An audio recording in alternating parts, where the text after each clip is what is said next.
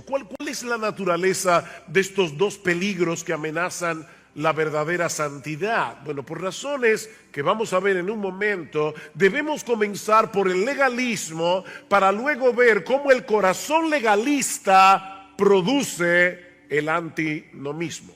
Ahora, antes de pasar a definir lo que es el legalismo, permítanme tomar unos minutos para ver o para hacer algunas aclaraciones sumamente importantes, no sea que por tirar el agua sucia de la bañera tiremos con ella al niño. ¿Qué no es el legalismo? Bueno, en primer lugar, preocuparnos por nuestra santidad personal no es legalismo, y por eso estamos en esta conferencia. Preocuparnos por nuestra santidad personal no es legalismo. La Biblia enseña claramente que Dios a todo el que justifica también lo santifica.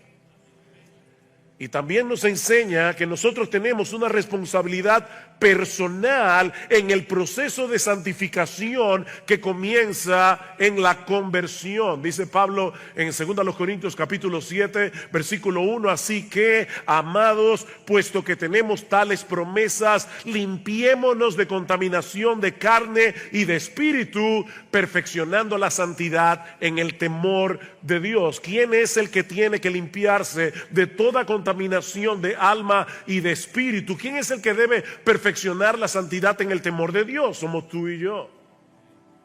Y Pablo dice en Romanos capítulo 7, porque si vivís conforme a la carne moriréis, mas si por el Espíritu hacéis morir las obras de la carne, viviréis. Somos tú y yo que por el Espíritu, en dependencia del Espíritu, tenemos que hacer morir las obras de la carne. En segundo lugar, tomar en serio la ley moral de Dios como norma de vida para el cristiano tampoco es en sí mismo legalismo.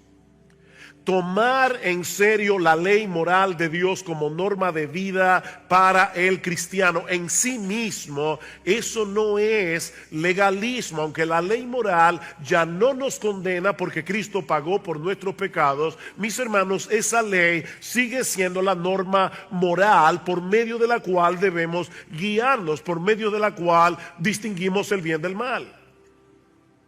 Pablo dice en Romanos capítulo 7 versículo 12, que a la verdad la ley es santa y el mandamiento santo, justo y bueno. Y más adelante en el versículo 22, Pablo dice, yo en el hombre interior me deleito en la ley de Dios. Y en Romanos capítulo 13, versículo 8, Pablo dice que el que ama al prójimo ha cumplido la ley. Y luego en el versículo 10, el cumplimiento de la ley es el amor. Mis hermanos, la ley son los ojos del amor. En tercer lugar, restringir mi propia libertad por amor a Dios, por el cuidado de mi alma y por amor a mis hermanos para no serles de tropiezo, tampoco es legalismo. Hay ciertas cosas que pueden ser legítimas para cualquiera, pero no lo son para mí. Dice el apóstol Pablo, todo me es lícito, pero no todo me conviene. Todo me es lícito, pero no todo edifica. De manera que hay cristianos que por amor a su alma, por el cuidado que tienen con su propia santidad, van a tener que restringirse de ciertas cosas que son perfectamente legítimas para otros. Y mis hermanos, eso no es legalismo. ¿Qué es entonces el legalismo? Bueno, una definición muy común es que consiste en tratar de ganarse la salvación haciendo buenas obras. Es la forma más sencilla de definir el legalismo. El problema es que esa definición es demasiado estrecha. El legalismo es mucho más sutil que eso. Ciertamente todo aquel que está tratando de ganarse la salvación por sus buenas obras es un legalista. Pero el legalismo es un problema más sutil y precisamente por eso es mucho más letal. Volvamos una vez más al pasaje de Génesis 3 que leímos al principio, porque allí nació el legalismo. El legalismo nació en el mismo momento en que el pecado entró en el mundo. Noten la tentación de la serpiente en el versículo 1, que era lo que él estaba tratando de hacer en la mente y en el corazón de Eva, porque eso fue lo que produjo finalmente el legalismo. Y la serpiente era más astuta que cualquiera de los animales del campo que el Señor Dios había hecho. Y dijo a la mujer: con que Dios os ha dicho, no comeréis de ningún árbol del huerto. Wow. Esto no solo fue un ataque directo hacia la palabra de Dios. Mis hermanos, primordialmente esto fue un ataque al carácter bondadoso de Dios. Dios los ha colocado en el paraíso lleno de árboles codiciables, de frutas sabrosas, y ha colocado un cerco alrededor de cada árbol para que ustedes no lo puedan tocar. Eso no solo es absurdo, eso es una mezquindad de parte de Dios. Satanás estaba presentando a Dios como un ser mezquino. Y por supuesto, mis hermanos, esta era una mentira perversamente mentirosa. Porque el mandato original que Dios le había dado a Adán antes de crear a Eva era extravagantemente abundante. Vayan conmigo a Génesis capítulo 2, versículo 16. Y ordenó, noten esa palabrita importante, y ordenó el Señor Dios al hombre diciendo: de todo árbol del huerto podrás comer, pero del árbol del conocimiento del bien y del mal no comerás, porque el día que de él comas ciertamente morirás. Notaron, Dios le ordenó, Dios le mandó a Adán y a Eva que comieran de todos los árboles del huerto, excepto de uno, el árbol de la ciencia del conocimiento del bien y del mal. Pero Satanás quería que Eva centrara su atención en ese único árbol prohibido, de tal manera que todos los demás desaparecieran de su vista. Era como poner el árbol delante de sus ojos para que ella no pudiera ver el bosque. Y cuando Eva dejó de ver el bosque, también perdió de vista la bondad de Dios y la intención detrás del mandamiento. Es interesante notar que Dios no le dio ninguna explicación a Adán de por qué no debían comer de ese árbol. No era porque su fruto fuera venenoso, no era porque el árbol era feo. Ellos no sabían en ese momento qué mal podía haber en comer de ese fruto. De manera, mis hermanos, que este mandamiento era un llamado a obedecer a Dios como un acto de amor y de obediencia. Un acto de amor. Ellos debían confiar en Dios simplemente por quien Él es en sí mismo. Si Adán y Eva obedecían a Dios, ellos iban a fortalecer, ellos iban a acrecentar esa relación de amor y confianza que Dios quería tener con ellos. Pero el diablo logró desconectar el mandamiento de la bondad de Dios.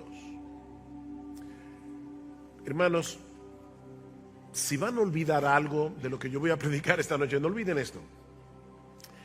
Lo que el diablo estaba tratando de hacer era hacer una desconexión en la mente, en la psiquis de Eva, entre el carácter bondadoso, bueno, amoroso de Dios y el mandamiento de Dios. Y fue esa idea distorsionada de la bondad de Dios y de la ley de Dios lo que produjo el legalismo. Si Dios es un ser tan restrictivo, si él no es tan abundante en su bendición y en su provisión, entonces, consecuentemente, nosotros tenemos que lograr su favor ganándolo.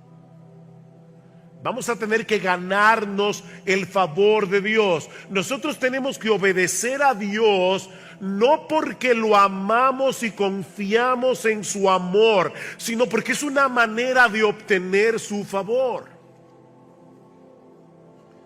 Mis hermanos, esa es la esencia del legalismo. Y déjame decirte algo, si tú quieres ver a un legalista, mírate al espejo. Porque el legalismo, desde el huerto del Edén hasta el día de hoy, es algo que está impregnado en nuestro ADN espiritual. Eso está en tu torrente sanguíneo. Nosotros somos todos legalistas en recuperación. Llevamos dentro un católico romano, todos nosotros, y tenemos que pelear con eso todo el tiempo.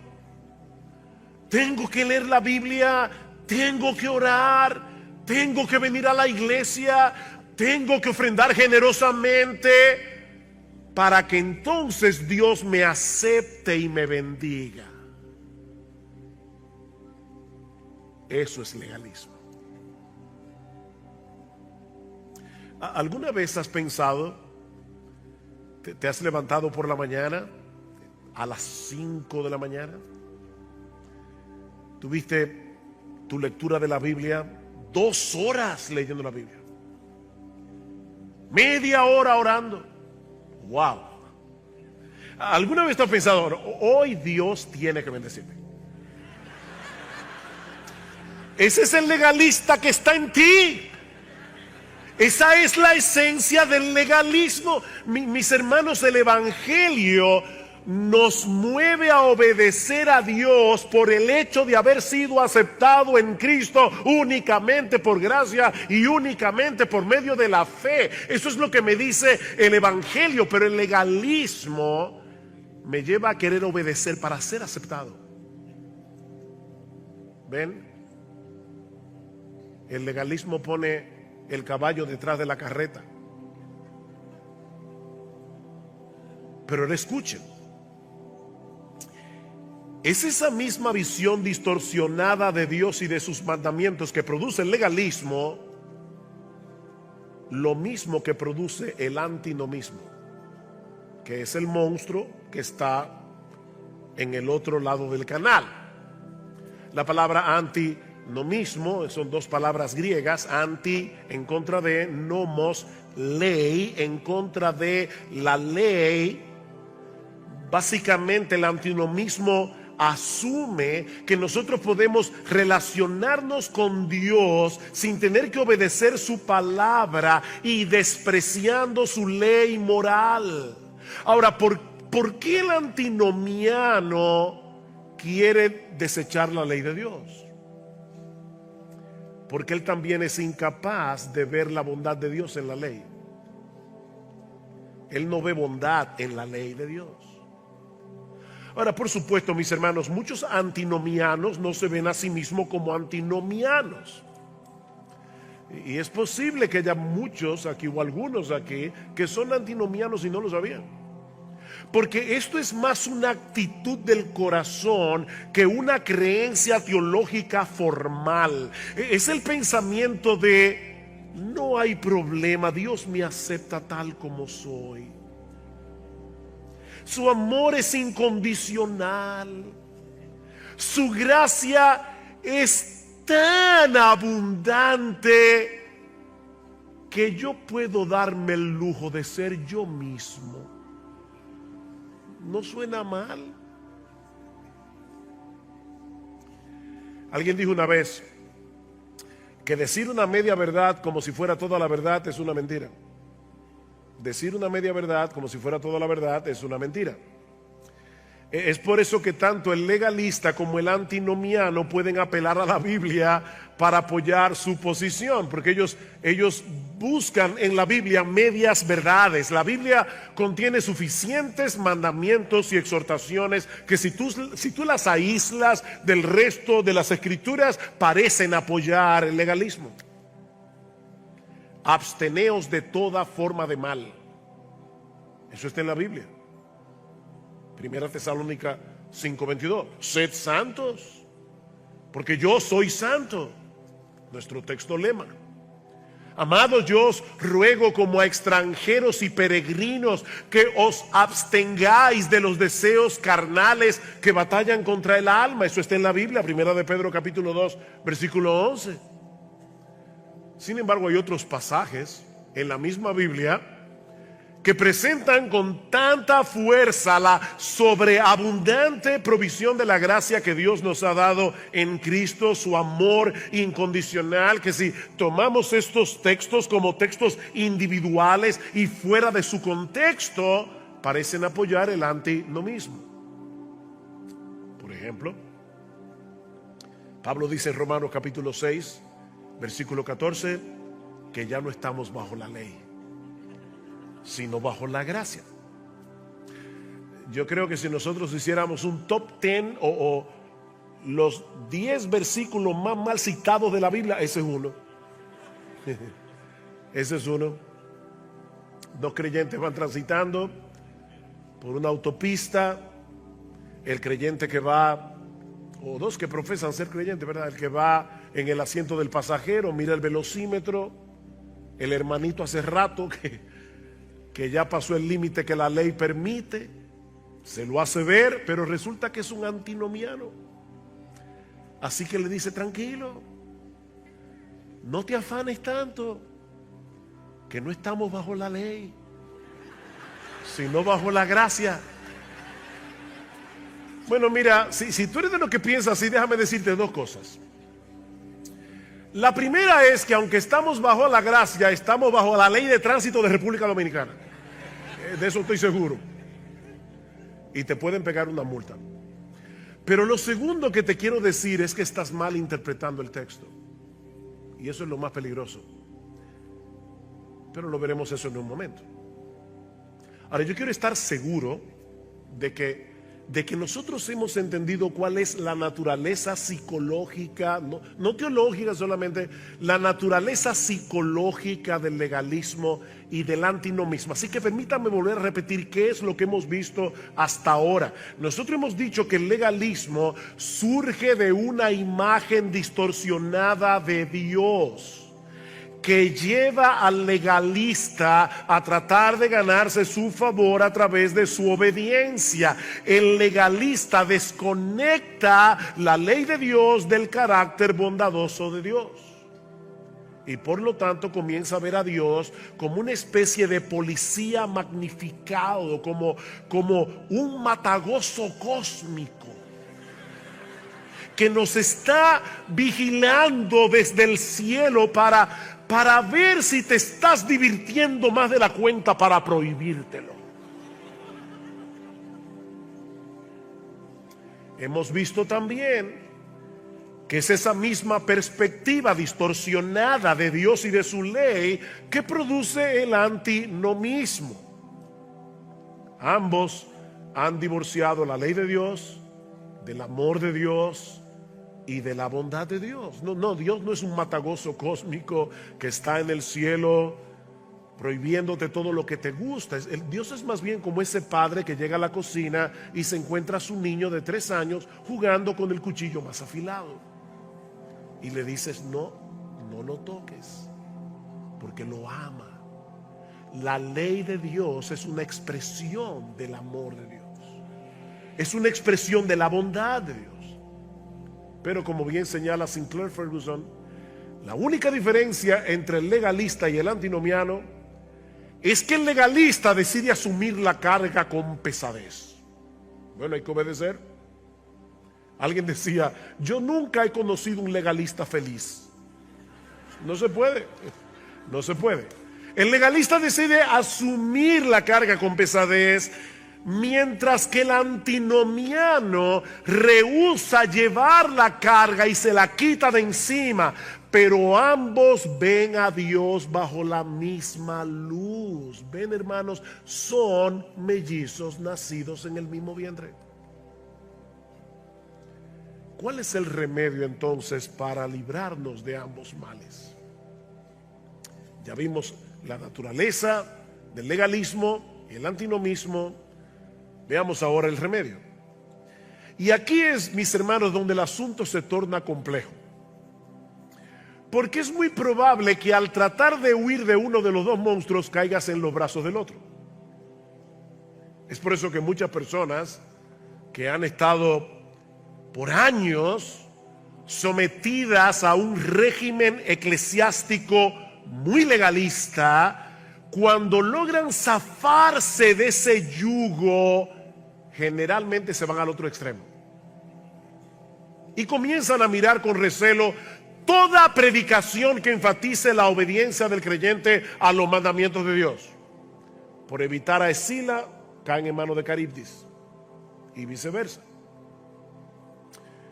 Pensemos en la parábola del hijo pródigo, en Lucas capítulo 15. Ustedes recuerdan la historia. El hermano menor decide irse de casa, comienza a vivir perdidamente en un completo libertinaje, pero tan pronto vuelve en sí, ¿qué sucede? Él comienza a planificar cómo ganarse el favor de Dios haciendo buenas obras. Pasó del antinomismo al legalismo. Me levantaré e iré a mi padre y le diré: Padre, he pecado contra el cielo y contra ti. Hasta aquí va bien. Ya no soy digno de ser llamado tu hijo. Va bien. Hazme como a uno de tus jornaleros. Ahora está pensando como un legalista. Estoy dispuesto a convertirme en tu esclavo para poder hallar gracia delante de tus ojos. Lo interesante es que el hermano mayor pasó el proceso a la inversa. ¿Recuerdan? Durante años él estuvo sirviendo al padre, pero con un espíritu legalista. Y cuando se dio cuenta que el asunto no funcionaba, se resintió contra el padre, se llenó de amargura y le faltó el respeto. El padre le dijo: mi hijo, entra a la fiesta. No, no entra a la fiesta. Pasó de legalista a antinomiano. Porque es que son mellizos nacidos del mismo vientre. Así que, mis hermanos, cuando hablamos del remedio para curar estos males, debemos entender que no podemos tratar de curar el legalismo con una dosis de antinomismo, como tampoco podemos tratar de curar el antinomismo con una dosis de legalismo. El único remedio eficaz para curar ambos males de una vez por todas es el evangelio de la gloria de Cristo, porque es allí donde brilla en toda su intensidad el incomprensible e inconquistable amor de Dios, que no solo entregó a su Hijo para que muriera en nuestro lugar, sino que también envió su Espíritu para que morara en nosotros, de tal manera que Él en nosotros produzca una nueva capacidad y una nueva motivación para la obediencia. Esa es la única cura para el legalismo. Es el evangelio. Cuando yo era nuevo creyente, ¿qué pasó? Respeten a sus predicadores. Hace unos 41 años, yo leí una ilustración que me impactó tanto. Permítanme compartirla con ustedes, pero aclarando que ninguna ilustración ilustra perfectamente la cosa ilustrada. Ok. Imaginemos a una mujer imperfecta como todos nosotros, casada con un hombre perfecto. Perfecto. Y que espera el mismo grado de perfección. Él llega a la casa, le pasa la mano a los muebles para ver si hay algo de polvo, a todos los muebles. Una vez estaba en una sesión de consejería y me dice, pastor, mire, si usted no habla con mi esposo, yo me voy a volver loca. Cuando él llega de la calle, él se quita los zapatos. Y él espera que yo ponga los zapatos en el closet, exactamente en el mismo zócalo, uno al lado del otro. Este hombre era así más, era perfecto. Después de varios años de matrimonio, ella está desesperada, porque es evidente que ella nunca va a llenar el estándar de su esposo, pero no puede divorciarse porque el tipo no le da motivo, era perfecto. Para complicar las cosas, aparece otro hombre en la escena. Ahora escuchen bien, porque aquí es que la cosa se pone buena. Este hombre también es perfecto, pero él está lleno de bondad, él está lleno de ternura, él es compasivo y todopoderoso. Que al ver a esta mujer en su desesperación, le propone el siguiente plan. Mira, como te casaste con este hombre hasta que la muerte los separe, esto es lo que yo voy a hacer por ti. Yo te voy a quitar la vida. Y así termina tu matrimonio. Pero luego te resucitaré de los muertos y me desposaré contigo, para que ahora con mi ayuda tú vivas para mí y para nadie más. Mi hermano, si alguna vez tú has leído con atención la carta de Pablo a los Romanos, seguramente te habrás dado cuenta que esta ilustración se asemeja bastante a la enseñanza de Pablo en Romanos capítulo 7. Por favor, vayan conmigo a Romanos capítulo 7. Escuchen lo que dice Pablo. Versículo 1. ¿Acaso ignoráis, hermanos, pues hablo a los que conocen la ley, que la ley tiene jurisdicción sobre una persona mientras vive? Pues la mujer casada está ligada por la ley a su marido mientras él vive. Pero si su marido muere, ella queda libre de la ley en cuanto al marido. Así que mientras vive su marido, será llamada adúltera si ella se une a otro hombre. Pero si su marido muere, está libre de la ley. De modo que no es adúltera, aunque se una a otro hombre. Por tanto, hermanos míos, también a vosotros se os hizo morir a la ley por medio del cuerpo de Cristo, para que seáis unidos a otro. ¿A quién? A aquel que resucitó de entre los muertos, a fin de que llevemos frutos para Dios. ¡Wow! ¡Qué plan! Ahora noten el giro tan inteligente que Pablo le da a la ilustración, porque Pablo no dice aquí que es la ley la que muere. ¿Se dieron cuenta?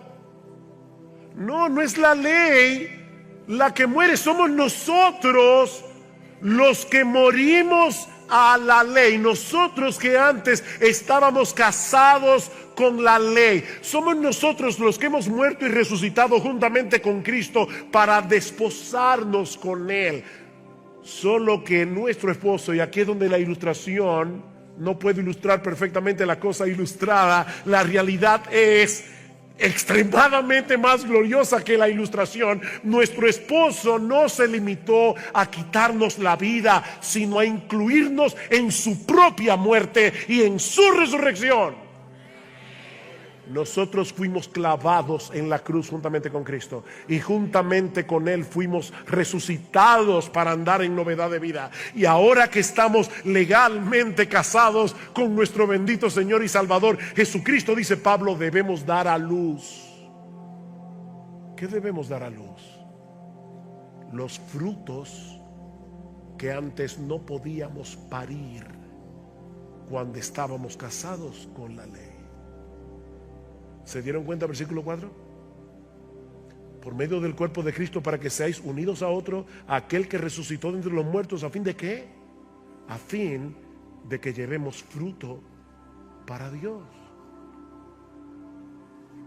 Esa es la luz de esta realidad que ahora nosotros debemos interpretar la declaración de Pablo en Romanos capítulo 6, versículo 14. ¿Recuerdan? Porque el pecado no tendrá dominio sobre vosotros, pues no estáis bajo la ley, sino bajo la gracia. ¿Y eso qué significa? Mis hermanos, ¿qué es estar bajo la ley? Bueno, estar bajo la ley es estar obligados a guardar la ley, pero no tener los recursos para poder obedecerla. Todos nosotros nacimos bajo la ley. Dios es el rey de este mundo, Dios es el soberano. Tú y yo, aun cuando éramos inconversos, estábamos obligados a guardar la ley, pero no podíamos guardar la ley. Estábamos bajo el dominio de la ley, pero no teníamos los recursos para guardarla. Pero ahora estamos bajo el dominio de la gracia. Y por esa razón tenemos los recursos de gracia que necesitamos para obedecer a Dios. No perfectamente, pero sí sinceramente. Y no para ganarnos su favor, sino porque ya fuimos favorecidos de pura gracia. Únicamente porque Él nos amó cuando lo único que merecíamos era miseria y condenación. Es como el ejemplo que dio Jeff ayer de los $5 que le entregó a Virtudes. No sé si Virtudes anda por aquí. Los $5, ella no se lo ganó, ella no hizo nada. Ahora, es como él decía, y me encantó que Jeff hiciera esa aclaración. Si él simplemente le hubiera dado los $5, eso hubiera sido misericordia. Pero si ella lo hubiera robado y escupido el día anterior, entonces hubiera sido gracia.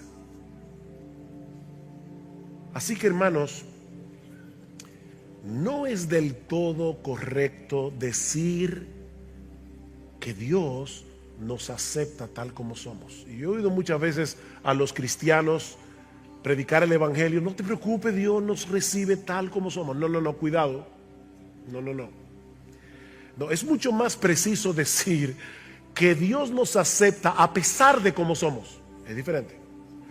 Dios nos acepta a pesar de cómo somos, porque Él nos acepta únicamente por el hecho de estar en Cristo y por los méritos de Cristo. Es por eso que Dios nos acepta. Pero no es la intención de Dios dejarnos como somos, sino transformarnos conforme a la imagen de su Hijo. Ese es el plan. A los que aman a Dios, todas las cosas les ayudan a bien. Esto es, a los que conforme a su propósito son llamados. Pastor, ¿y cuál es ese propósito? Que nosotros tengamos siempre buena salud, que tengamos una casa grande, que tengamos un buen sueldo, un buen marido.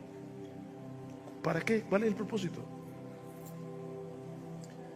Porque a los que antes conoció, también los predestinó para ser hechos conforme a la imagen de su Hijo, para que Él sea el primogénito entre muchos hermanos. Así que ese es el propósito de Dios. No es la intención de Dios dejarnos como nos encuentra. Y mis hermanos, sin esa transformación en nuestras vidas, no tenemos ninguna evidencia de que hayamos sido encontrados por Dios y unidos a Cristo por la fe, porque ese matrimonio produce frutos.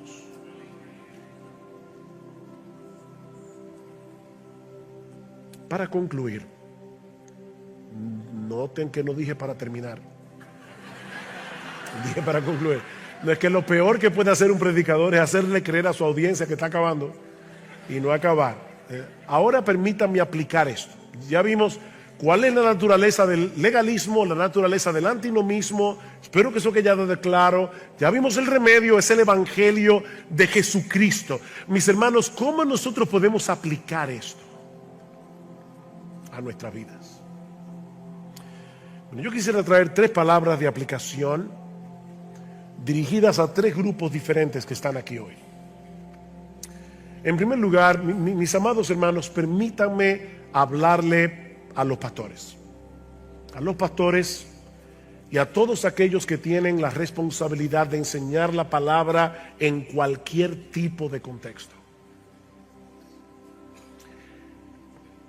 Mi amado hermano pastor,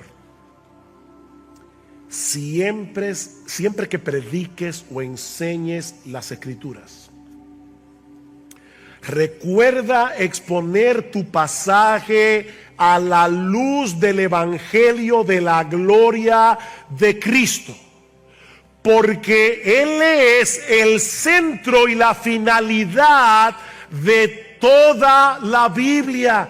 Mis amados pastores, predicar los imperativos de Dios, los mandamientos de Dios, desconectados de Cristo y del Evangelio, es lo que promueve el legalista que todos llevamos dentro. Es hacerle creer a nuestros oyentes que lo único que necesitan es esforzarse un poco más. Pero eso no es verdad. Mis hermanos, la ley por sí misma no produce santidad. Ese fue el error que Pablo tuvo que corregir en su carta a los Gálatas. Vayan conmigo a Gálatas capítulo 3. Gálatas capítulo 3. Los judaizantes se habían metido en la iglesia y estaban diciendo a los hermanos: sí, está muy bien que ustedes se hayan convertido a Jesucristo, pero si ahora quieren tener una vida espiritual más profunda, hay ciertos aspectos de la ley que ustedes tienen que guardar. Y escuchen lo que les dice Pablo: oh Gálatas insensatos. Wow. Alguien parafraseó este texto diciendo: mis queridos idiotas de Galacia, ¿quién os ha fascinado? Y la palabra allí es hechizar. ¿Quién fue que los hechizó? Y escuchen, pastores, a vosotros ante cuyos ojos Jesucristo fue presentado públicamente como crucificado. ¿Ven cómo Pablo define su predicación? Me propuse no saber entre vosotros cosa alguna, sino a Jesucristo y a este crucificado. Esto es lo único que quiero averiguar de vosotros. ¿Recibisteis el Espíritu por las obras de la ley o por el oír con fe? ¿Cuál es la respuesta? Por el oír con fe. ¿Tan insensatos sois? Habiendo comenzado por el Espíritu, ¿vais a terminar ahora por la carne? ¿Y por qué Pablo usa la palabra carne aquí? Porque normalmente en el Nuevo Testamento la palabra carne tiene la connotación de vicios escandalosos, de pecados escandalosos. Sin embargo, Pablo está usando aquí la palabra carne como ese individuo que quiere obedecer a Dios en su propio poder, en su propia fuerza, actuando en autonomía de Dios. Es a eso que Pablo le llama carne aquí. ¿Habéis padecido o experimentado tantas cosas en vano, si es que en realidad fue en vano? Y ahora escuchen: aquel pues que os suministra el Espíritu y hace milagros entre vosotros, ¿lo hace por las obras de la ley o por el oír con fe? ¿Cuál es la respuesta otra vez? Por el oír con fe. Queridos pastores, nuestros hermanos necesitan tener un mejor entendimiento del Evangelio. Sí, los creyentes necesitan tener un mejor entendimiento del Evangelio y ampararse por fe en las promesas del Evangelio, porque solo de ese modo serán energizados, motivados en el camino de la obediencia.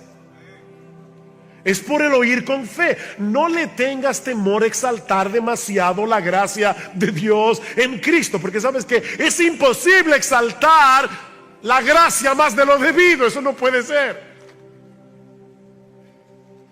No, si exponemos fielmente el texto bíblico en su contexto, y van a haber indicativos y van a haber imperativos en el texto bíblico, vamos a exponer lo que el texto dice. Pero si exponemos fielmente el texto bíblico en su contexto y a la luz de lo que Cristo hizo a nuestro favor en la cruz del Calvario, ayudarás a tus oyentes a ver la bondad de Dios, tanto en la ley como en el Evangelio. Escucha como Pablo lo dice en 2 Corintios capítulo 4. Dice Pablo: si todavía, versículo 3, nuestro evangelio está velado, para los que se pierden está velado, en los cuales el Dios de este mundo ha cegado el entendimiento de los incrédulos. El diablo está empeñado en que el mundo incrédulo no vea algo. ¿El qué? Ha cegado el entendimiento de los incrédulos para que no vean el resplandor del evangelio de la gloria de Cristo, que es la imagen de Dios. El diablo no quiere que ellos vean eso. Vean la gloria de Cristo, el carácter de Dios brillando en Jesús. Versículo 5: porque no nos predicamos a nosotros mismos, sino a Cristo Jesús como Señor, y a nosotros como siervos vuestros por amor de Jesús. Pues Dios, que dijo que de las tinieblas resplandeciera la luz, es el que ha resplandecido en nuestros corazones para iluminación del conocimiento de la gloria de Dios en la faz de Jesucristo. Mi amado hermano, predica el evangelio, predica a Jesucristo, porque es en el evangelio donde descubrimos a Jesús, y es en la faz de Jesús donde nosotros vemos brillar la gloria de nuestro Dios. ¿Y saben lo que Pablo está diciendo aquí? Que cuando un impío es capaz de ver esa gloria, porque Dios le abre los ojos, se convierte al Señor, es transformado, como dice en el versículo 18 del capítulo 3. Pero nosotros todos, con el rostro descubierto, contemplando como en un espejo la gloria del Señor, estamos siendo transformados de gloria en la misma imagen, como por el Espíritu del Señor. ¿Cómo ocurre eso? Contemplando la gloria del Señor.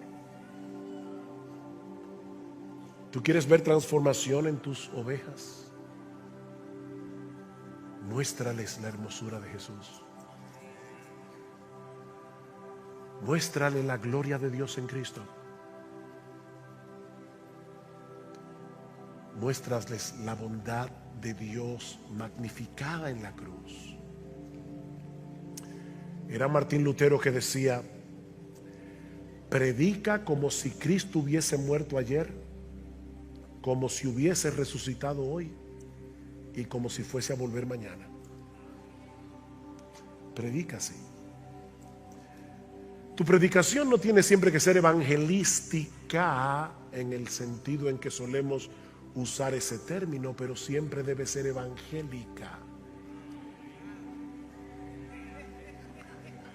Tu labor como predicador es hacer que tus oyentes puedan ver la hermosura, la gloria, la majestad del Salvador que murió, resucitó, ascendió a los cielos y está sentado a la diestra de la majestad en las alturas, porque es contemplando su gloria que somos transformados de gloria en gloria. Esa es tu labor, mi hermano. Mi hermano pastor, hace muchos años, mi esposa y yo leímos no sé dónde, que en una iglesia había una viejita que siempre se sentaba detrás, pero un día invitaron a un predicador y estaba hablando de todo menos de Jesús. Y ella allá atrás le decía: joven, exáltalo, exáltalo. Y a veces, muchas veces, en los años que tenemos de casados, cuando vamos saliendo para la iglesia o para algún lado donde yo voy a predicar, mi esposa me recuerda eso: exáltalo.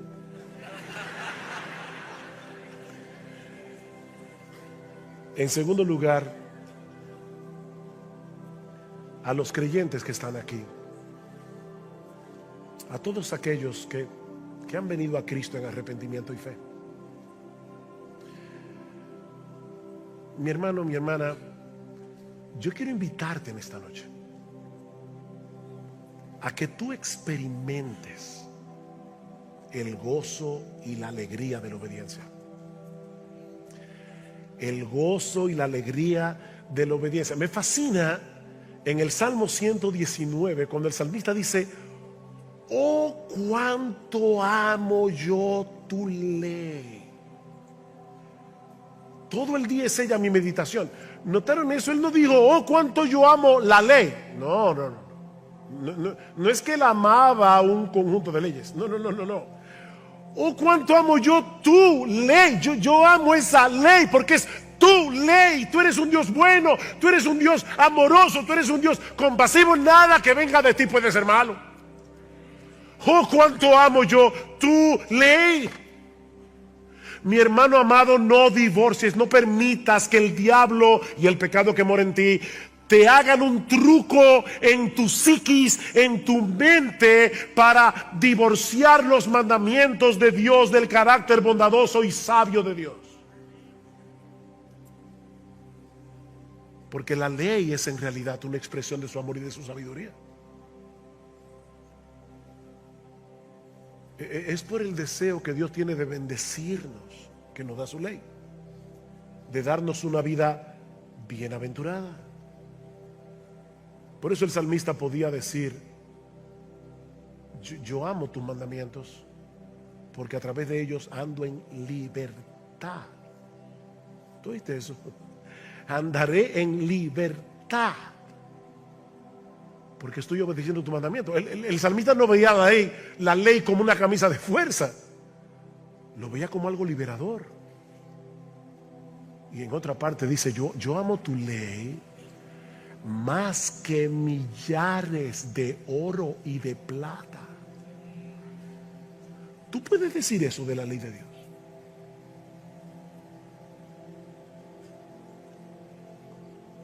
No divorcies una cosa de la otra. Los mandamientos de Jehová son rectos, que alegran el corazón.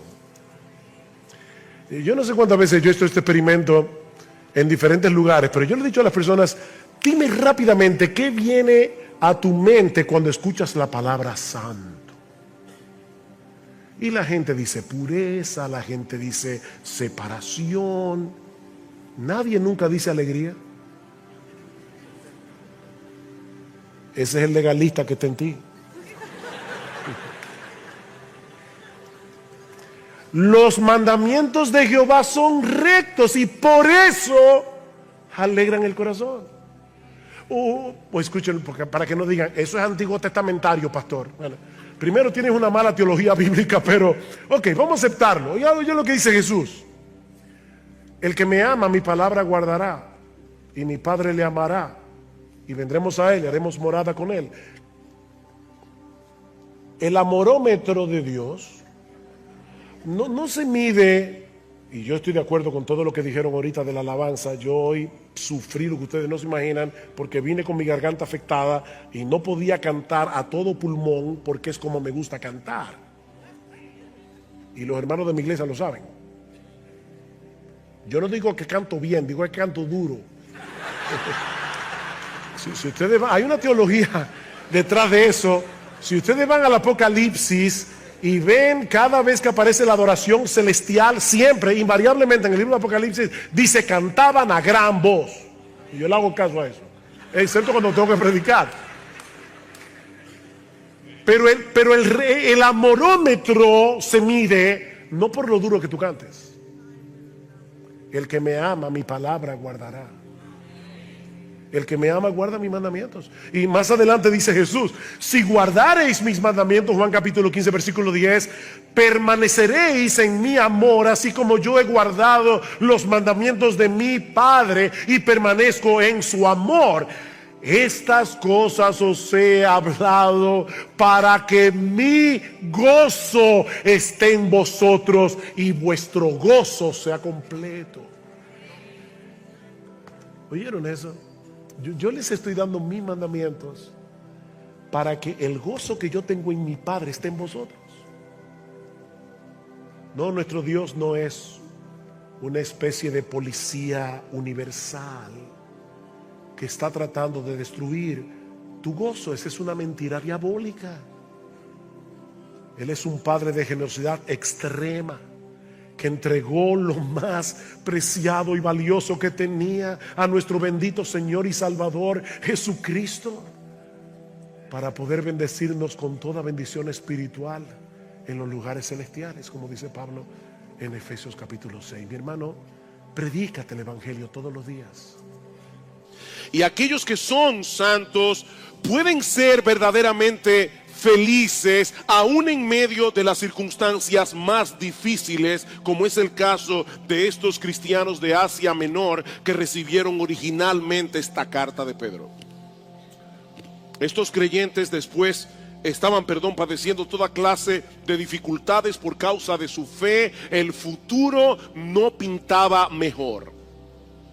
Unos meses después de que Pedro les enviara esta carta, estos hermanos sufrieron una de las persecuciones más terribles que enfrentó la iglesia del primer siglo en los días de Nerón. Es por eso que en la primera parte del capítulo 1 y en el resto de la carta, Pedro quiere llevar a estos hermanos a apreciar la gran salvación que nosotros tenemos en Cristo, independientemente de nuestras circunstancias. El mundo a nuestro alrededor se está cayendo en pedazos. Los cristianos somos aborrecidos y perseguidos por causa de nuestra fe. Pero mis hermanos, al final del camino nos espera una herencia gloriosa. Una herencia que está reservada en los cielos para nosotros. Ese es el tema de los primeros 12 versículos del capítulo 1. Y es en ese contexto que ahora Pedro les dice en el versículo 13, por tanto, ya Dios hizo algo extraordinario a vuestro favor. Y nos espera en los cielos una herencia gloriosa. Y precisamente por eso, mis hermanos, ustedes deben vivir ahora de cierta manera. No importa las pruebas, no importa las dificultades que nosotros tengamos que enfrentar en este mundo dañado por el pecado. Hermanos, es importante a la hora de comenzar este mensaje que nosotros recordemos que los creyentes que escucharon esto por primera vez eran personas comunes y corrientes como tú y como yo, en medio de circunstancias muy difíciles, y aún así Pedro los exhorta a ser santos. Él sabe que para ellos, que para que eso pudiera ser posible, ellos necesitaban entender primero lo que Dios había hecho a su favor, y eso es lo que hace Pedro en esta carta. Por eso alguien decía que en la gramática del evangelio los indicativos de la gracia deben preceder a los imperativos de los mandamientos de Dios. Yo sé que algunos hace rato que pasaron por la escuela, así que déjeme explicar esto. El modo indicativo, alguien me decía que repitiera la frase.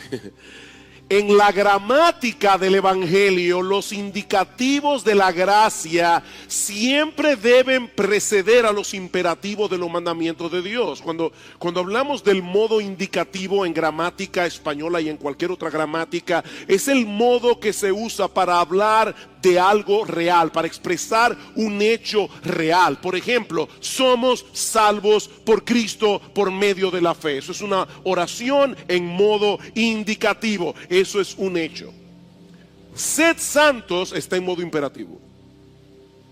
Y lo que estamos diciendo es que los hechos de la redención siempre deben ser colocados delante de los imperativos de la obediencia. En otras palabras, no obedecemos a Dios para ser aceptados por Él. Eso es lo que enseñan todas las religiones del mundo. Tenemos que obedecer para ser aceptados por Dios. No, lo que el cristianismo enseña es que podemos obedecer porque ya fuimos aceptados. Aceptados por gracia, por medio de la fe. Es a la luz de esa realidad que Pedro ahora nos presenta las dos exhortaciones que encontramos en nuestro texto y que yo quisiera considerar con ustedes en esta mañana. La primera es que debemos esperar por completo en la gracia que Cristo traerá cuando Él regrese en gloria. Versículo 13. Por tanto, ceñid vuestro entendimiento para la acción. Sed sobrios en espíritu. Poned vuestra esperanza completamente en la gracia que se os traerá en la revelación de Jesucristo. Estos creyentes ya habían recibido el beneficio de la gracia salvadora, como hemos dicho ya. Pero esa gracia de Dios no se limita al momento inicial de la conversión, cuando somos justificados por medio de la fe. Es una gracia que se extiende a lo largo de toda nuestra vida. Es por la gracia de Dios que fuimos justificados, declarados justos en el tribunal de Dios por causa de la justicia de Cristo. Pero es también por esa misma gracia que somos santificados. Es por esa misma gracia que somos capacitados para ser útiles para Dios y para su iglesia. Todas las bendiciones que nosotros recibimos de la mano de Dios a lo largo de nuestra vida cristiana son manifestaciones de gracia, favores inmerecidos que Dios nos concede únicamente por causa de Cristo, por causa de su obra, por causa de su justicia. Pero lo que Pedro nos está diciendo aquí, mis hermanos, es que las bendiciones que disfrutamos aquí y ahora no pueden compararse con lo que vamos a disfrutar cuando Cristo regrese en gloria.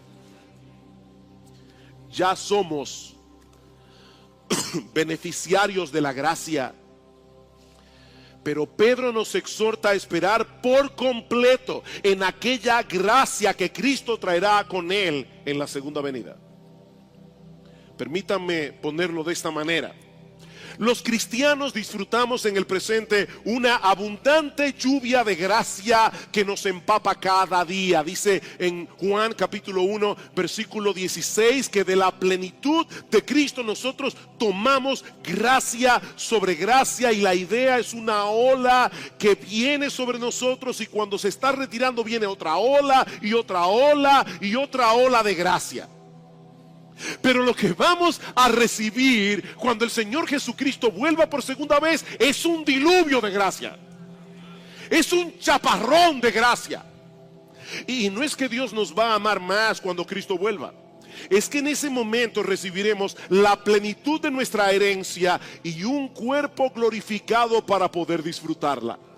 Yo lo he dicho muchas veces, este cuerpo no está preparado para tanta felicidad. Nosotros necesitamos un cuerpo glorificado para poder experimentar tanto gozo. Así que si alguna vez te has sentido sobrecogido por las bendiciones que el Señor derrama sobre ti cada día, mi hermano, créeme, lo mejor está por llegar.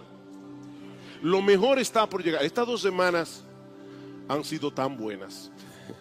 Ayer casi estaba deprimido de tener que bajar de Jarabacoa. Levantarse por la mañana temprano, tomarse un café en la montaña, con los libros abiertos, para estudiar. Wow, por lo menos para mí eso es casi el paraíso. Sin tapones. Uno sale en carro y llega en 2 minutos. Mira, mi hermano, piensa en el estado más deleitoso en el que alguna vez tú hayas estado, o en el que te gustaría estar, porque eso, lo que sea, no es ni sombra de lo que nos espera cuando Cristo regrese en gloria. No es ni sombra. Ese será el día de nuestra coronación, porque es el día en que nuestro Señor Jesucristo será revelado personal y públicamente como el Señor de gloria, y nosotros seremos glorificados con Él. Queridos hermanos, Cristo viene.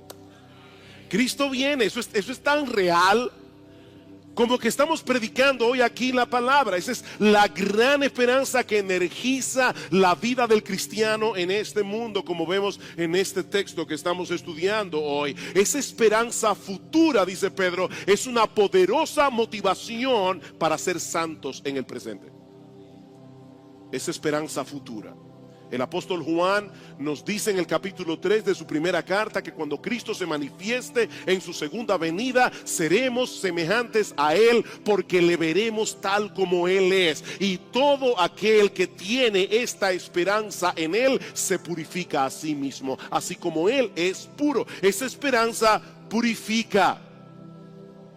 Ahora bien, hay dos condiciones aquí para vivir a la luz de esa esperanza. Y la primera es que tenemos que mantener enfocados nuestros pensamientos. Dice Pedro, por tanto, ceñid vuestro entendimiento para la acción. Ceñid vuestro entendimiento para la acción. En aquellos días recuerden que los hombres usaban una túnica larga que les llegaba hasta los pies. Cuando ellos se encontraban en una postura relajada, conversando en el mercado con otros amigos o descansando en casa, ellos dejaban que la túnica les cayera libremente. Pero para todo servicio activo, para trabajar, para ir a la guerra, ellos debían recoger la túnica y atarla a la cintura, fijándola con una correa de cuero para que la túnica no se enredara entre las piernas. Y lo que Pedro nos está diciendo aquí es que nosotros debemos hacer con nuestros pensamientos lo mismo que ellos hacían con la ropa. Debemos hacer con el pensamiento lo que ellos hacían con la ropa. Hay que amarrarlos.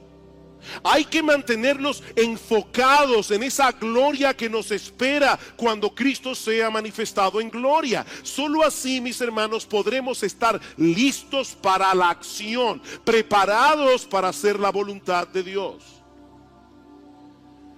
En otras palabras, lo que Pedro nos está diciendo aquí es que nosotros no podemos permitir que nuestros pensamientos nos enreden en las cosas vanas de este mundo, que nuestros pensamientos no nos lleven a perder la perspectiva. Somos ciudadanos de otro mundo, 1000 veces mejor que este.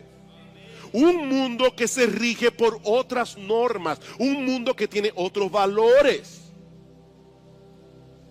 Déjame hacerte una pregunta y por favor sé honesto.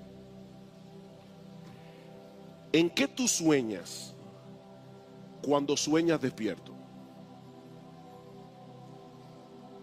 Cuando tú estás tranquilo, no aquí en la iglesia, cuando tú estás en tu casa tranquilo, soñando despierto, ¿en qué tú sueñas? ¿Sueñas con ese momento cuando nosotros estemos ya en la gloria, contemplando a nuestro Señor? En presencia estar de Cristo, ver su rostro, ¿qué será? Cuando al fin en pleno gozo mi alma le contemplará. Cara a cara espero verle más allá del cielo azul, cara a cara en plena gloria. He de ver a mi Jesús. ¿Ese es tu sueño? ¿O es en ese próximo juguete que tú quieres comprar? ¿En qué tú sueñas? Cuando sueñas despierto. Porque Pedro nos está diciendo aquí, tú no vas a poder esperar por completo en esa gracia a menos que amarres tus pensamientos. Y por otro lado, Pedro nos dice también que debemos ser sobrios, y eso es una consecuencia de mantener enfocados nuestros pensamientos. Ceñid vuestro entendimiento para la acción, sed sobrios en espíritu. Y esta palabra transmite la idea de una mente clara, estable, bien balanceada en su sano juicio.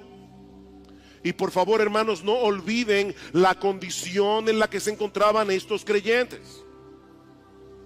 Ellos estaban atravesando por circunstancias muy difíciles, pero la respuesta, dice Pedro, no es tratar de escapar entonteciendo vuestras mentes con diversiones, placeres y excesos. No es verdad, hermanos, que cuando nosotros estamos atravesando por tiempos difíciles, somos tentados a tomar vacaciones del cristianismo.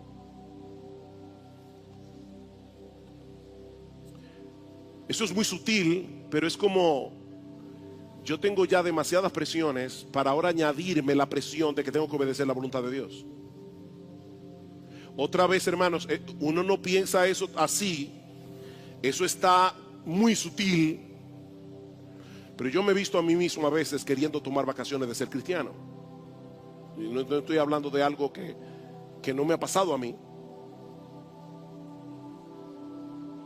Y Pedro está diciendo, no, es todo lo contrario. Es en esos momentos cuando debemos mantener nuestra sobriedad mental, cuando debemos ver las cosas como las cosas son a la luz de esa esperanza gloriosa que está delante de nosotros. Sí, en el mundo tendremos que enfrentar muchos problemas, tendremos que enfrentar muchas aflicciones, pero también es verdad, hermanos, que las aflicciones del tiempo presente no son comparables con la gloria venidera que en nosotros ha de manifestarse. Las dos cosas son ciertísimas. Así que lo que necesitamos para traer paz y tranquilidad a nuestras almas no es una mente obtusa, no es una mente intoxicada de diversiones, de placeres.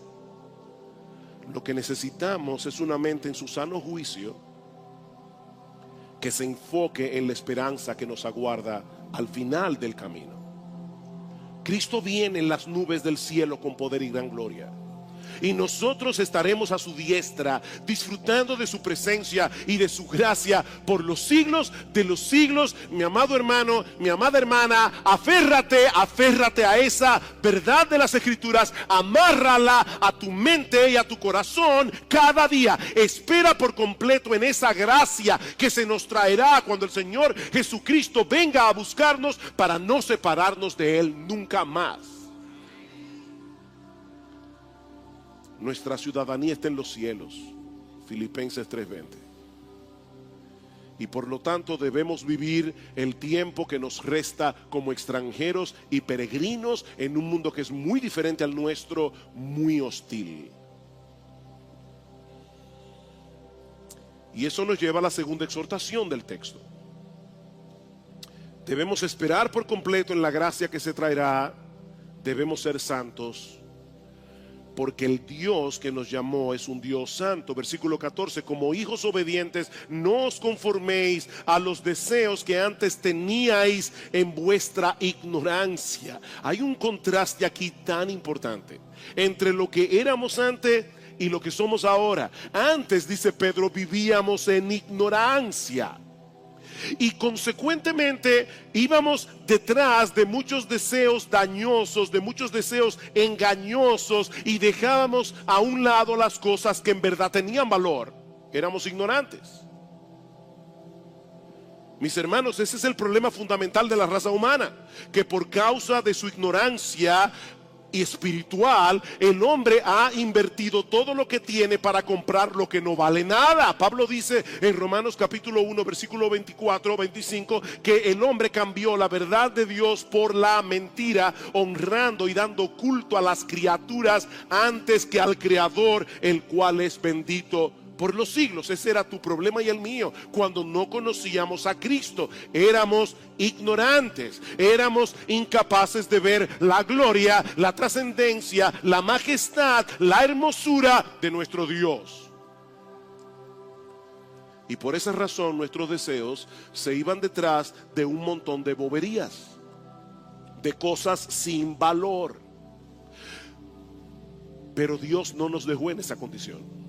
Gloria al Señor que Dios no nos dejó en esa condición, sino que Dios nos llamó con un llamamiento eficaz, nos impartió una nueva naturaleza, como dice Pedro al principio del capítulo, abrió nuestros ojos para que pudiéramos ver una nueva realidad que antes no veíamos.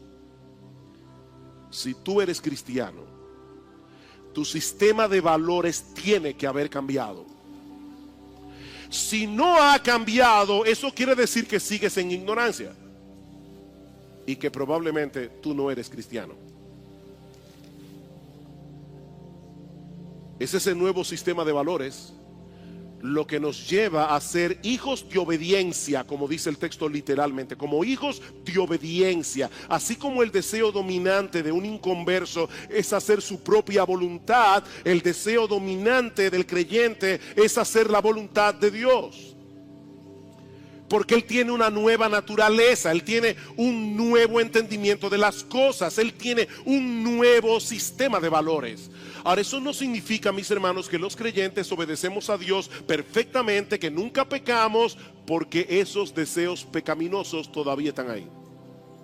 De hecho, más adelante, en el capítulo 2, versículo 11, Pablo dice: amados, os ruego como extranjeros y peregrinos que os abstengáis de las pasiones carnales que combaten contra el alma. Esos deseos siguen batallando contra el alma. La diferencia es que ahora nosotros tenemos una nueva disposición, tenemos una nueva capacidad que nos permite ir en contra de nuestras propias inclinaciones naturales para poder obedecer a Dios. Esa es la diferencia.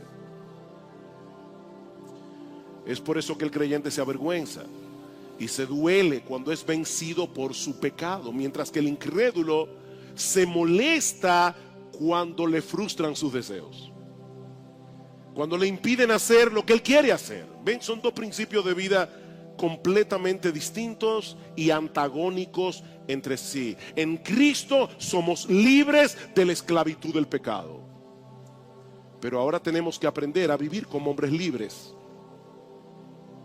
Ya somos santos porque Cristo nos ha librado del dominio del pecado, pero ahora debemos seguir avanzando progresivamente en el camino de la santidad práctica. Noten el versículo 14: como hijos obedientes, no os conforméis a los deseos que antes teníais en vuestra ignorancia, sino que así como aquel que os llamó es santo, sed también vosotros santos en toda vuestra manera de vivir. ¿Y eso qué significa en términos concretos? ¿Qué significa ser santos?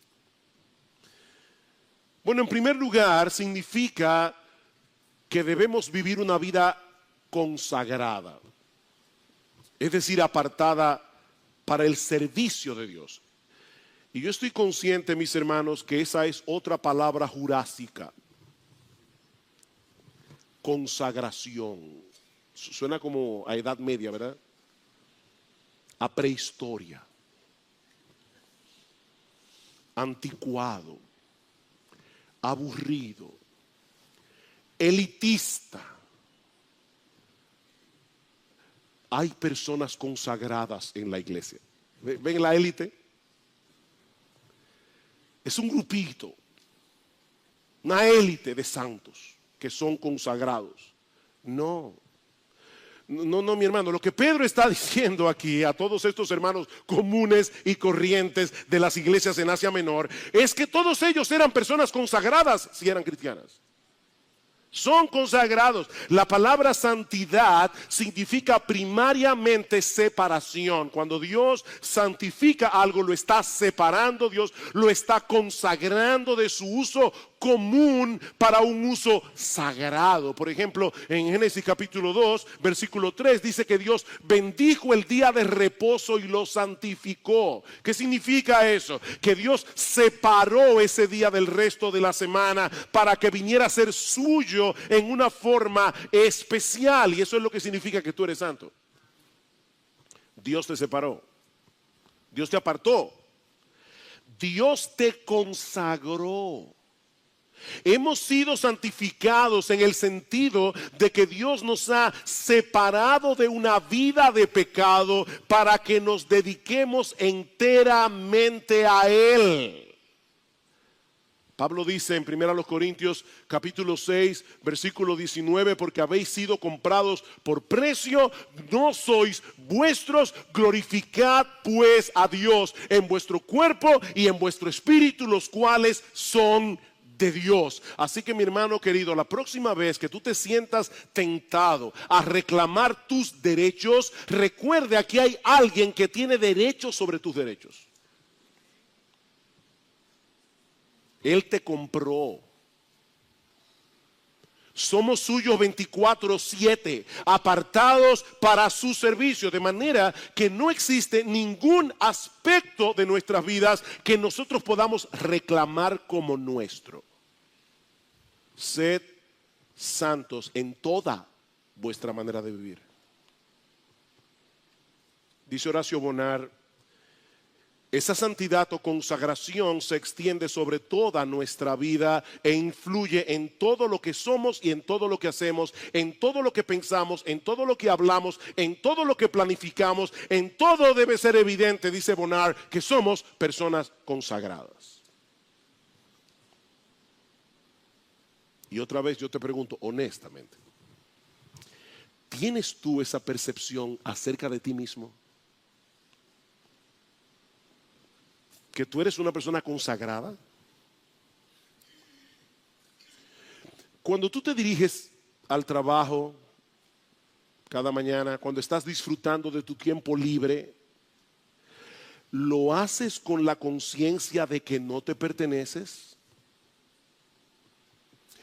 ¿Estás planificando tus vacaciones o tu próxima fiesta de cumpleaños buscando intencionalmente como una persona consagrada que Dios sea glorificado en todo lo que tú haces?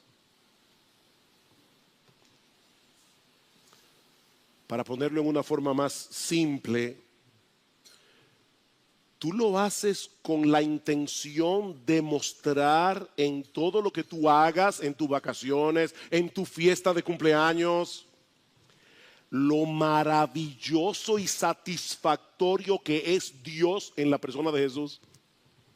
O sea, tú te detienes a pensar intencionalmente, yo soy una persona consagrada.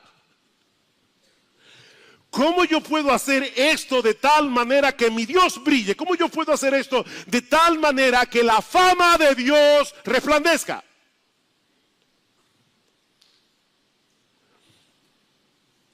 Hace unos meses atrás, los pastores tuvimos aquí un panel abierto y hablamos acerca de algunas preocupaciones que nosotros tenemos en la iglesia. Y una de esas preocupaciones es que a veces no pensamos intencionalmente en este tipo de cosas. Y al final de cuentas terminamos celebrando nuestras fiestas como el mundo las celebra. ¿Por qué? Porque no nos vemos a nosotros mismos como personas consagradas. Que tú no te perteneces. Tú no te perteneces. Tú fuiste comprado con un alto precio. La sangre de Cristo. Para ser una persona consagrada. El segundo aspecto de la santidad es que nosotros debemos imitar el carácter de Dios. ¿Y eso cómo se concreta? Teniendo su ley moral como norma y a Jesús como modelo, debemos imitar el carácter de Dios. Ese es el meollo, esa es la esencia de la santidad. En una forma creciente, nosotros debemos ser conformados al carácter de nuestro Señor y actuar como Él. Segunda a los Corintios capítulo 3 versículo 18. Todos nosotros, contemplando abiertamente como en un espejo la gloria del Señor, somos transformados de gloria en la misma imagen como por el Espíritu del Señor. Y Pablo dice en Romanos capítulo 8 versículo 28, a los que aman a Dios todas las cosas les ayudan a bien. Esto es, a los que conforme a su propósito son llamados. ¿Y cuál es el propósito? Porque a los que antes conoció también los predestinó para que fuesen hechos conformes a la imagen de su Hijo. Ser santos es ser como Dios, es amar lo que Dios ama, es odiar lo que Él odia. No es seguir una lista de reglas. Ayer yo no sé cómo Gloria cayó en una cosa de YouTube. Ella no sabe cómo fue que cayó ahí, pero había un señor hablando de cuán larga debe ser la pollina de la mujer. Yo no podía creer lo que estábamos oyendo. Yo no sé si llorar o reír. No es de eso que se trata ser santos. Es ser como Dios, es amar lo que Él ama, es aborrecer y rechazar lo que Él aborrece y rechaza. Ese era el plan que Dios tenía en mente cuando te escogió, cuando te llamó a salvación, hacerte un imitador de Él.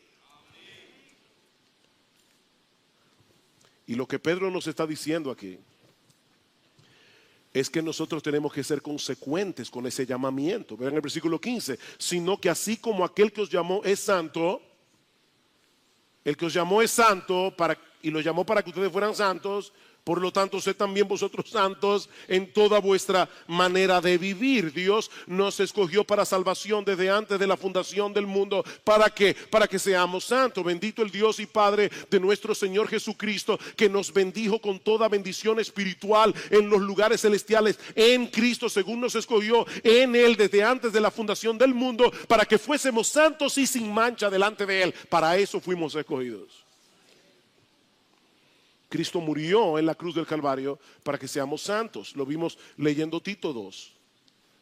Él se entregó para redimirnos de toda iniquidad y purificar para sí un pueblo propio, celoso de buenas obras. El Espíritu Santo nos llamó eficazmente y puso un nuevo espíritu en nosotros para que seamos santos. Ezequiel capítulo 36, versículo 25 al 27. Yo pondré un espíritu nuevo, les daré un corazón nuevo para que me teman, para que obedezcan mis mandamientos.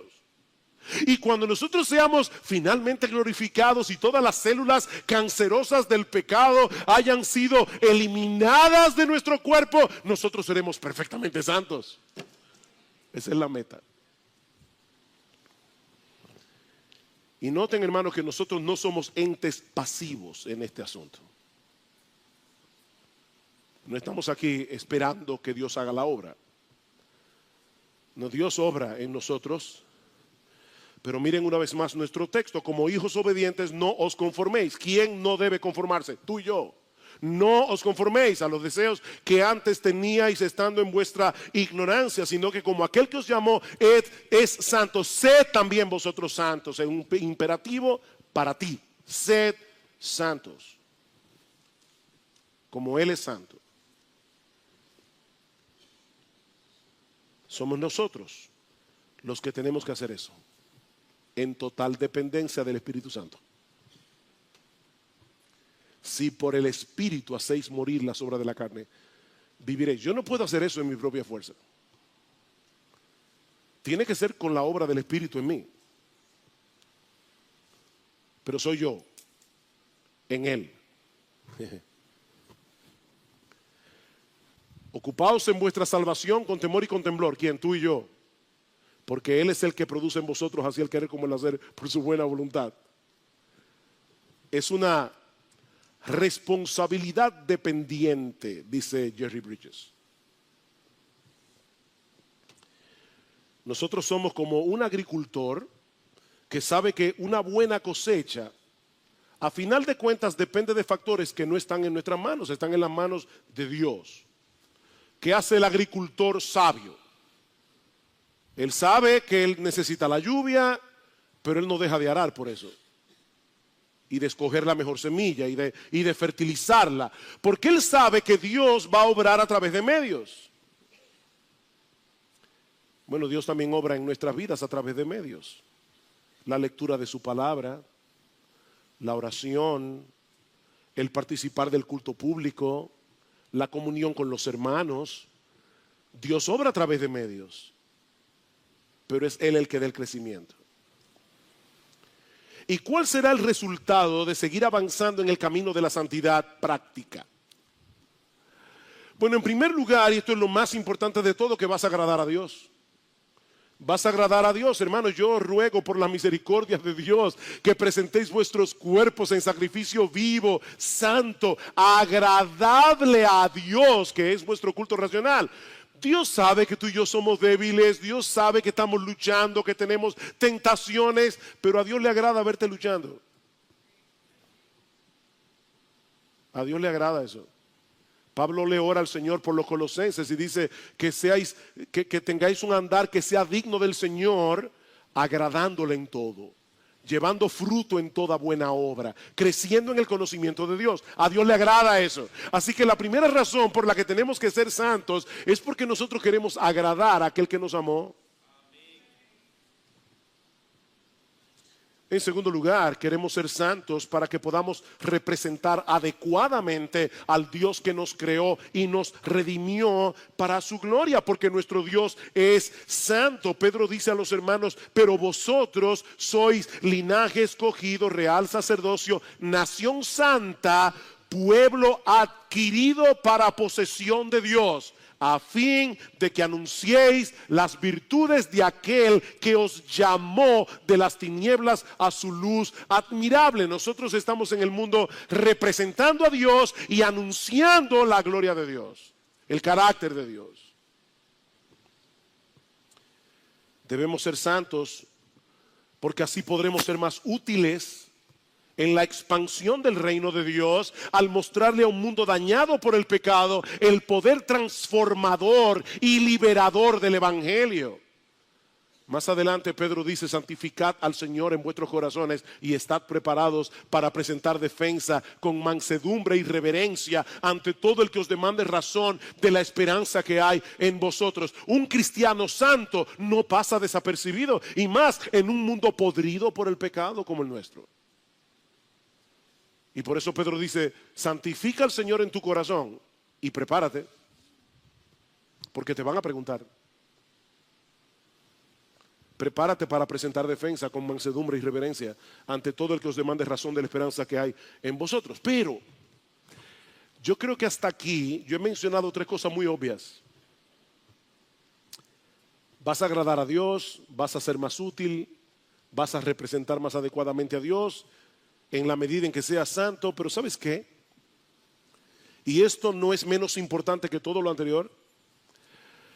Vas a poder experimentar verdadero gozo y verdadera felicidad al compartir el gozo y la felicidad de Dios en el marco de su santidad. Ese es otro resultado de ser santo. ¿Qué dice Pedro aquí? Escrito está, sed santos porque yo soy santo. Déjame hacerte una pregunta. Y otra vez, sé honesto con tu conciencia. ¿Cuál es la imagen que tú tienes de Dios? ¿Cuál es la imagen que tú tienes de Dios? ¿La de un matagoso cósmico malhumorado que está sentado en su trono en el cielo buscando entre los hombres a ver quién se está divirtiendo demasiado para hacerle la vida desgraciada? ¿Esa es la imagen que tú tienes de Dios? ¿O la imagen que tú tienes de Dios es la de un Dios bueno, amante, un Dios feliz, que quiere compartir con sus criaturas su propia felicidad y su gozo? Oigan esta cita de Jeremiah Burroughs, un pastor de la era puritana. Dice, Dios es la única fuente real de felicidad. Él no necesita a nada ni a nadie para que lo haga feliz. Aún antes de crear el mundo, las tres personas de la Trinidad eran completamente felices la una con la otra. Lo que Dios hace por los cristianos es hacerlos tan felices como Él es. ¡Wow! ¿Tú oíste eso? Lo que Dios hace por los cristianos es hacerlos tan felices como Él es. Mis hermanos, el Dios que se revela en la Biblia ha sido infinita y profundamente feliz por la relación de amor que el Padre disfruta con el Hijo y con el Espíritu Santo, el Hijo con el Padre y el Espíritu Santo, y el Espíritu Santo con el Padre y con el Hijo. Ellos son felices. Él no necesitaba absolutamente nada fuera de sí mismo para ser feliz. Entonces, ¿para qué nos creó? Jonathan Edwards, ese gran teólogo americano, él responde diciendo, la única razón que Dios tendría para crearnos no era para obtener amor y gozo en su relación con nosotros, porque Él ya tenía eso. No, Él nos creó para compartirlo.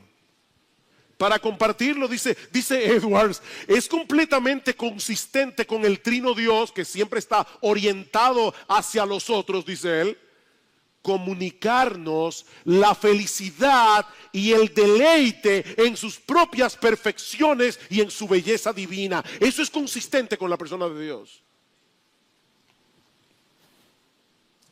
Así que cuando Él nos exhorta en su palabra a que seamos santos, así como Él es santo, es porque Él sabe en su amor que nuestra propia felicidad depende enteramente de eso. Los mandamientos de Jehová son rectos y alegran el corazón. ¿Oíste eso? Es que fulano es muy cuadrado. ¿Han oído eso? O sea yo sé que hay gente cuadrada, pero la idea que muchas veces está detrás de eso es que tanta quisquillosería por obedecer. Los mandamientos de Jehová son rectos y por eso alegran el corazón. Hace poco estuvimos estudiando el discurso del aposento alto. Oigan a Jesús hablando. Juan capítulo 15. Juan capítulo 15. Versículo 9. Dice el Señor, como el Padre me ha amado, así también yo os he amado. Permaneced en mi amor. Si guardáis mis mandamientos, oíste, si guardáis mis mandamientos, permaneceréis en mi amor, así como yo he guardado los mandamientos de mi Padre y permanezco en su amor. Estas cosas os he hablado, que permanezcan en Él y que guarden sus mandamientos, para que mi gozo esté en vosotros y vuestro gozo sea perfecto. ¿Oyeron a Jesús? Yo le estoy diciendo eso porque yo quiero que ustedes experimenten gozo. Y eso no se puede sin santidad. No se puede sin santidad. Como dice David Murray, Dios nos creó para hacernos santos y felices. La felicidad ha sido perfectamente alineada con la santidad. Si una está ausente, la otra también lo estará. Pero cuando una está presente, las dos estarán allí. ¿Qué es lo que Dios quiere de nosotros? Una felicidad santa o una santidad feliz. C.S. Lewis: cuán poco saben las personas que piensan que la santidad es aburrida. Cuando uno descubre lo que es en realidad, se da cuenta de que es algo irresistible. Otra vez, honestamente, ¿de verdad tú pensabas en la santidad de esa manera? Como algo irresistible. Tú conectabas esos puntos, la santidad y el gozo, la santidad y la felicidad, la santidad y la alegría.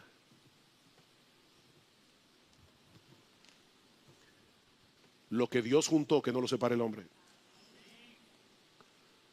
Lo que Dios juntó, que no lo separe el hombre.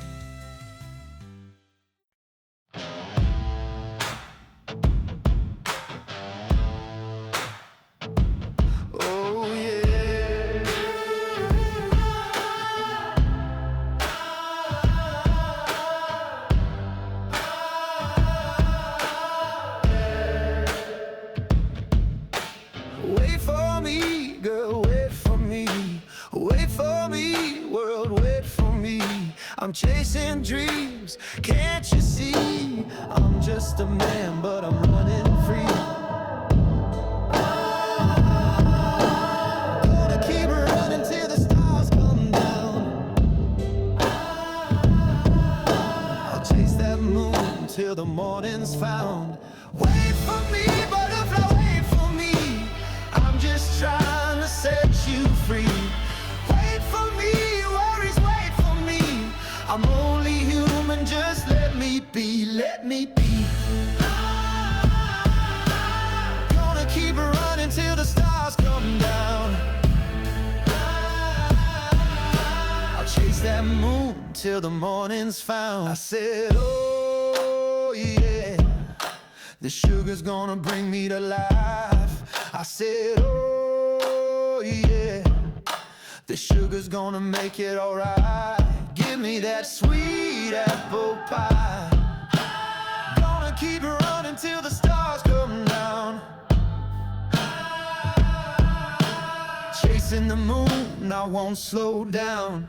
Wait for me, butterfly, wait for me. I'm just trying to set you free. Wait for me, troubles, wait for me. I'm only human, just let me be, let me be. Gonna keep running till the stars come down. I'll chase that moon till the morning's found.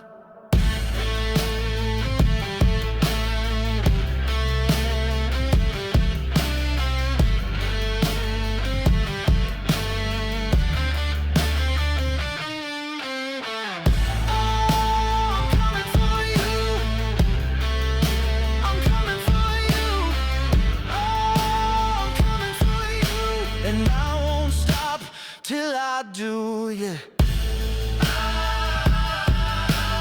Gonna keep running till the stars come down. I'll chase that moon till the morning's found.